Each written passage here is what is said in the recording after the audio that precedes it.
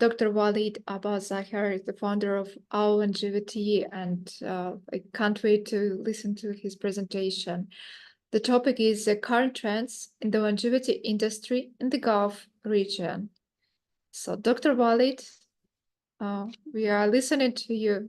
The floor is yours.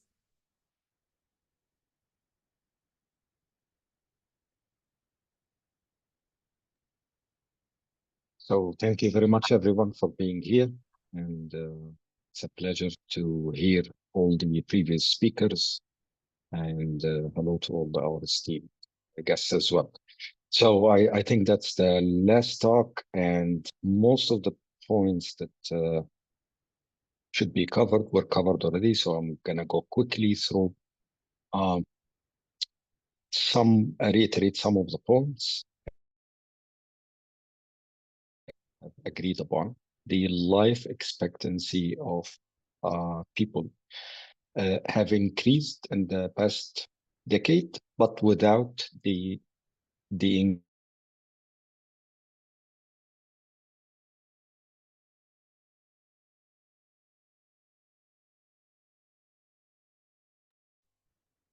I'm sorry, Dr. Walid, somehow we can't hear you.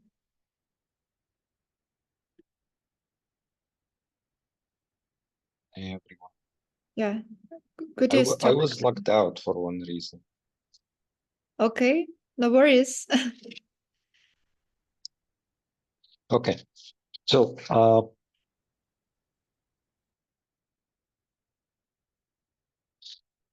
so everyone can see my screen, right? Yep, we see it. Thank you. Okay, cool.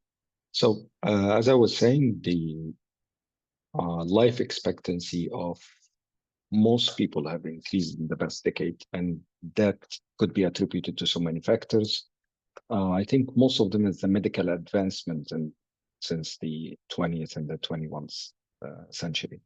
But we have to keep in mind that while this have made a huge and a tremendous change in the how long do people live in general, but it did not really affect the quality of life.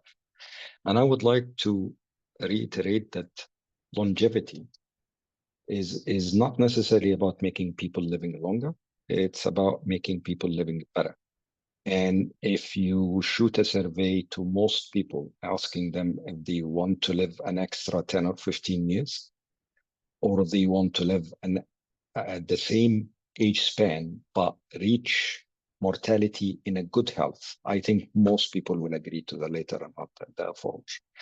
There is a middle ground where we can increase people's lifespan, but also increase the quality of life. Maybe it's possible, but I think the focus now, in my humble opinion, should be about increasing the quality of life and not the life expectancy. And that comes with, so many reasons at the background. I think adding lives to the general population comes with its own hurdles and burdens on everything, starting from, planet Earth to insurance, to economy, to retirement, to a lot of things, to the way we eat and our consumption. But increasing the quality of life doesn't affect any of that. And I'm really happy when I hear people talking about increasing that part, which is the quality of life, talking about preventive and personalized ways of, I wouldn't call it medicine, but longevity, where you can mitigate and be proactive and be preventive about acquiring certain diseases, which can lead to a better quality of life at old age. Can we reverse aging? I think with the current science that we have, and people have tried this with the fountain of youth like 2000 or 3000 years ago. I don't think that's possible yet.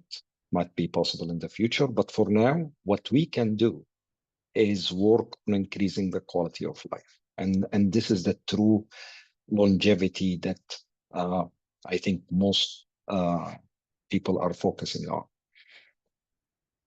If we look at the problem itself, I think this was covered by a lot of people, but I'm gonna just quickly skim through it. It's as was correctly mentioned before, it's the aging population. People are reaching their 70s or 80s more in the recent years in comparison to 100 or 200 years ago. And then we have the rise in chronic diseases, which also affect the mortality, but it's also affect the quality of life. Someone who's diabetic or hypertension or has some cardiovascular diseases does not age well in comparison to someone who doesn't have any of that. And again, the third and major factor is the recent advances in science and medicine, where you have not only the genetics makeup of someone, but the interference with the epigenetic factors as well. And I think this is if the most important factor in how to tackle longevity with the current science that we have now.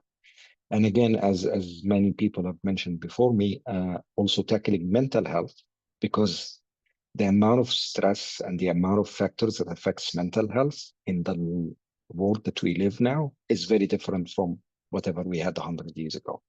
And that should be a pillar of how are we tackling longevity. When it comes to the business case itself, the global wellness and longevity is about 7 trillion markup right now, and about 2 billion out of that is concentrated in the GCC region currently. And when it comes to the UAE itself, as I was mentioned, there is about 2 billion forecast to be about 2.5 in another year or two. And this is increasing because of the awareness of the common people about longevity and the people willingness to do more than just going to the hospital when they are sick, but their willingness to actually trying to mitigate getting sick itself. So as we all agree, the preventive, personalized, and integrative part is the solution, and I think that was tackled well by all the speakers, Dr. Mishkat, especially because she comes from a healthcare facility background. The treatment over prevention is something that hospitals and healthcare facilities are trying to tackle right now. Hospitals are historically a place for sick people. It's more of a sick care than healthcare. But now a lot of healthcare facilities are trying to, change that notion by tackling people that are healthy and not necessarily sick. And again, we have all the other pillars and the addition of the advanced technology and the AI and the mental health services and the biohacking and the wearables and the Internet of Things. All of these contribute to an ecosystem that can work well in favor of adding longevity as a pillar of medicine in the next few years. And that leads to the establishment of our longevity. We were looking at the unmet need, and one of them was we were lacking, at least in the region, a place where all these players are integrating with each other, and we were lacking a way of democratizing longevity and longevity services. And because of that, our longevity was, the inception was to put all the longevity players from all over the world in a place where it makes sense for both the P2B and the companies and the providers of longevity and the P2C, the direct consumer or the common person, to find a way to know about what exists on longevity and what is suitable for them, and how can you find something that you can use to improve your longevity and your lifespan. And our focus for now is to attract companies that are working in the region and put them under one umbrella and create offerings that can again tackle to the corporates and also to the normal person, where they can find an access to longevity, not only longevity treatments, but longevity treatment solutions, medical devices, integrated offerings, and clinical services. And in the Gulf region, if you look at the map right now, you have countries that have pioneered longevity space.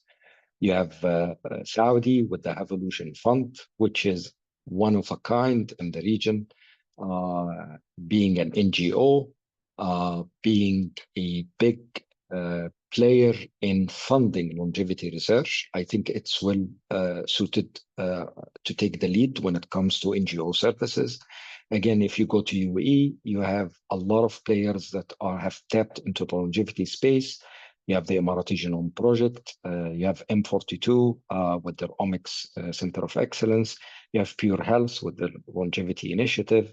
You have TII with their work on solutions that cares for longevity. And you have many other, the regulators themselves, where they're trying to morph the regulations within the country to suit or care for longevity solutions. You have also other countries like Qatar and Oman, and recently Kuwait as well, who have made tremendous offerings into establishing also longevity offerings within their space. And again, our longevity is trying to put all of that in one place where everyone, regardless of your background and why you're looking, you can find a solution that suits your longevity needs. So we do the consultation for longevity services. As I said, we have the longevity marketplace. We're also working on the longevity analysis for the whole region. And the most important thing is whatever we're doing now, we're trying to build a community where ordinary people and longevity providers and longevity companies can talk together and be a part of one ecosystem. And that's the main drive for our longevity. I'm thankful for all of you of being here. And I hope that this is a start for a lot of community building and a lot of offerings and a lot of longevity dissemination within the GCC and the region itself. Thank you very much.